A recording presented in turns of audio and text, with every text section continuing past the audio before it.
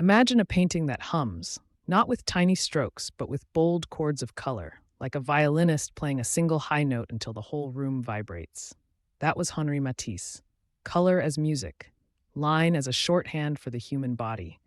An artist who insisted that painting could be a joyous refuge from a complicated world. He could turn a studio into a red room that feels alive, a paper cut into a dancer, a reclining odalisque into a study of desire and calm.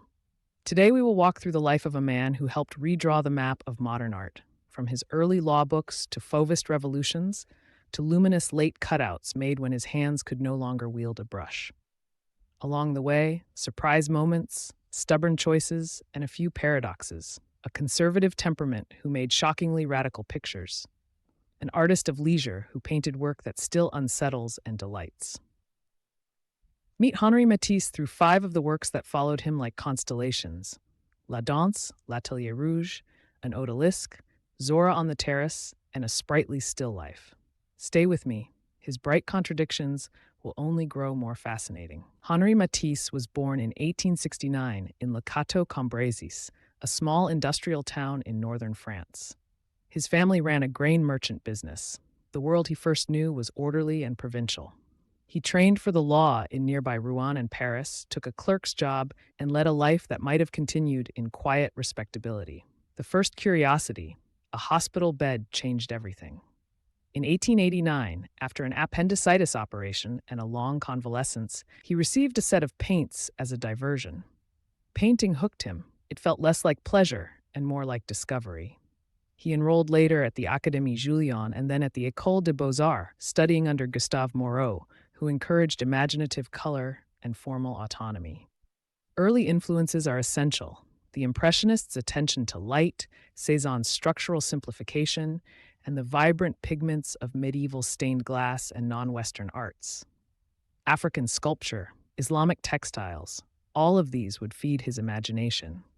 Here, a photographic portrait from 1913 and a 1933 portrait show the seriousness and warmth of the man who reinvented his life after a single convalescent summer. Matisse's career breaks down neatly into recognizable phases, each with unmistakable signatures. The early breakthrough came with Fauvism, fauve meaning wild beast, at the 1905 Salon d'Automne, where his canvases shocked critics with raw color and flattened space. La Danse, painted in 1910, is a manifesto of rhythmic bodies and pure color. 5 figures holding hands, stripped almost to silhouettes, set against a feverish red and a deep green. Color becomes structural here. It does the work that shading might have done in earlier painting. Then there is L'Atelier Rouge, also called the Red Studio, a deliberate inversion of depth where the entire room becomes a field of crimson and the objects compress into planar shapes. Matisse's odalisques, like the reclining figure in the Musée National d'Art Moderne, are studies in pattern and luxury, but also exercises in containment, a body that is both object and graphic sign. Still lifes and terraces, Zora on the Terrace, show his love of pattern and Mediterranean light after his travels to Morocco and the French Riviera.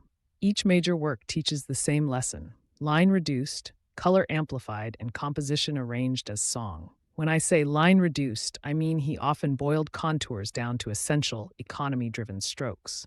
Color amplified means he chose chroma and hue to carry space rather than realistic shading. There are a few decisive forks in Matisse's life. One was his friendship and rivalry with his fellow Fauve, André Derain and Maurice de Vlaminck, which pushed him toward audacity. Another came with his travels. North Africa and the Mediterranean introduced him to different light, different cloth, and an enthusiasm for decorative surfaces. A profound turning point arrived in the 1930s and 40s with political and personal upheaval. World War II, health struggles, and the isolation of age forced adaptation. Perhaps most crucially, after abdominal surgery and reduced mobility, Matisse reinvented his method. He began designing large-scale decorative commissions, the decoration of the Vence Chapel, tapestries, murals, and later embraced the cutouts, paper shapes he called drawing with scissors.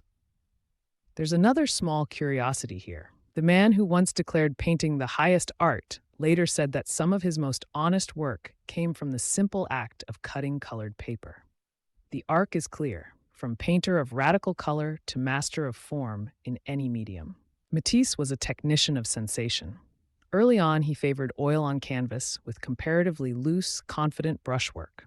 He sometimes used impasto, that's paint applied thickly so it stands off the surface, but more often he relied on flat, saturated passages of pigment. He arranged color in planes, creating depth by tonal contrast rather than by detailed modeling.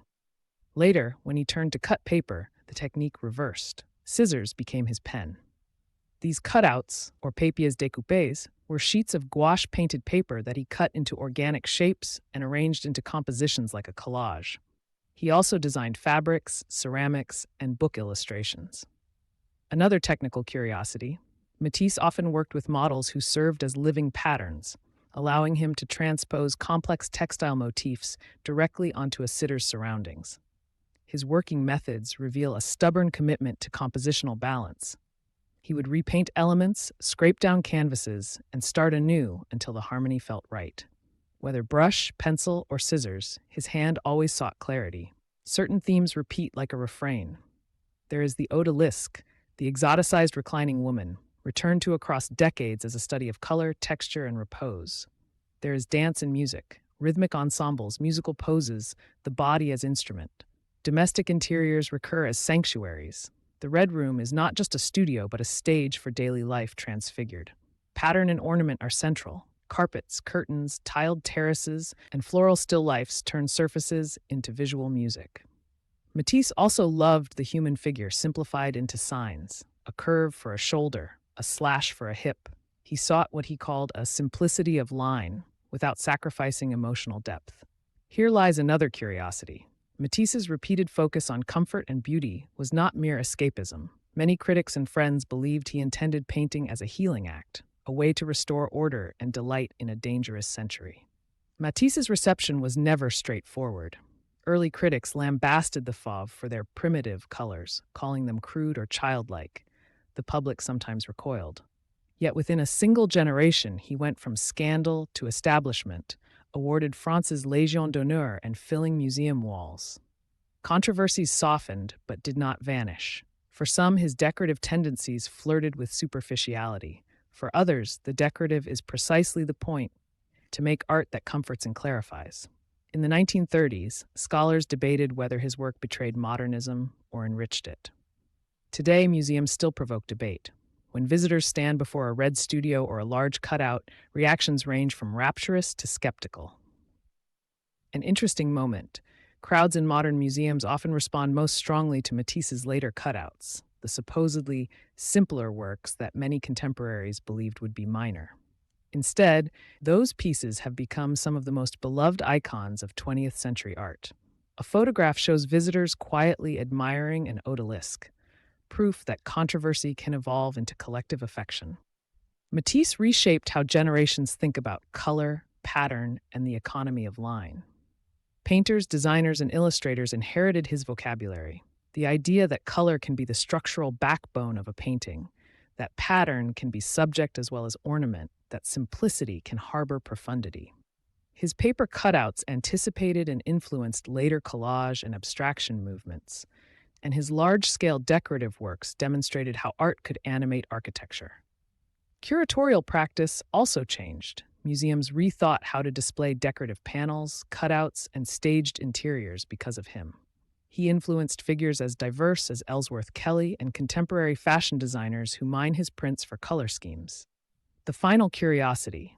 An artist who once outraged juries now has works that sell for astronomical sums and appear on umbrellas, fabrics, and gallery walls worldwide. Influence, in Matisse's case, is both literal, design motifs, and philosophical, an insistence that beauty and visual pleasure are legitimate aims of modern art. A few shorter surprises along the way. Curiosity 1. Before painting, Matisse completed law exams and worked in a shipping office. He was nearly a civil servant. Curiosity 2. He once taught himself to cut with scissors so efficiently that his assistants joked the scissors were an extension of his arm. Curiosity 3. Matisse collected objects from around the world, African carvings, Islamic ceramics, not merely as curiosities but as tools to rethink line and rhythm. Curiosity 4. Despite a reputation for serene interiors, he could be fiercely competitive with contemporaries like Picasso, Their rivalry pushed both to new heights.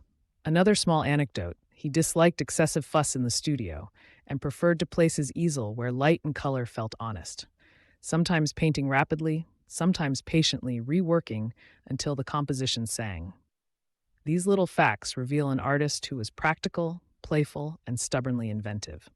Henri Matisse gave posterity a radical but generous vision, painting as comfort and provocation, as delight and discipline.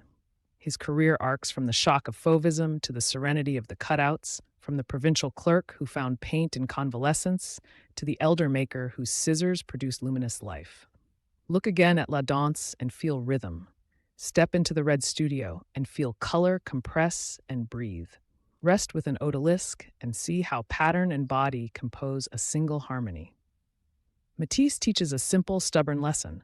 Art need not be austere to be serious. It can be an instrument of well-being, a color that steadies the eyes and heart. In a world still hungry for beauty and meaning, his work keeps calling, bright, insistent, and strangely consoling. These 5 works, the dance, the red room, the odalisque, the terrace, and the still life, are not relics but living invitations. Take them with you and let color be music for your gaze.